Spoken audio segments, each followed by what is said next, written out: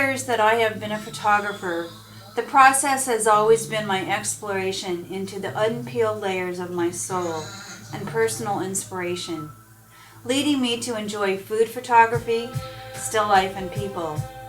I enjoy mixing up the soup, adding new ingredients, taking chances, and opening myself up to all of what life has to offer, both in and out of the studio, with a view camera or any other format. My mother took me to Europe when I was 15, which has forever influenced my passion for travel and to reconnect with my European upbringing. I found myself doing projects, sometimes what I call a series.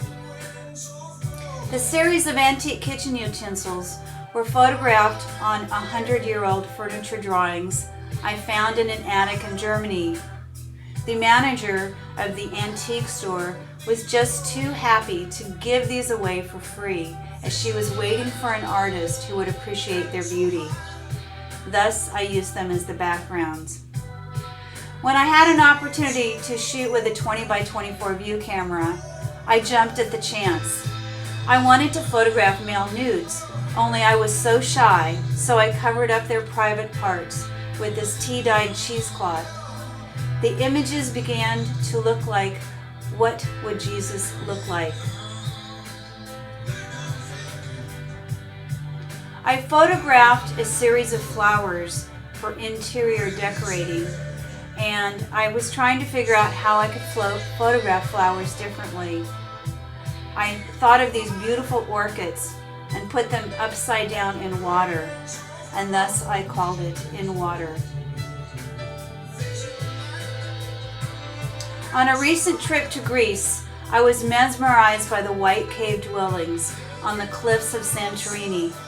The fog had just rolled in on my first day, and it only remained for about 10 minutes, of which I was able to capture these magnificent white-on-white images. So simple, yet so beautiful. As I was traveling throughout Europe, I started to notice other abstracts that followed a different contrast in mood, a darker mood, perhaps that of their medieval history.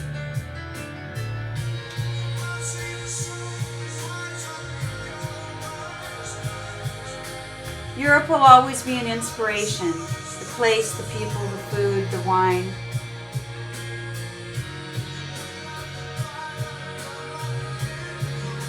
While I was looking back at images that I had been shooting, I started noticing that I had a collection of tables that were shot in these very remote places.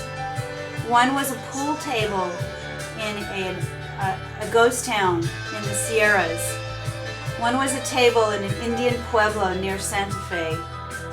Others were found in caves and remote areas of Greece. I hope you have enjoyed this podcast.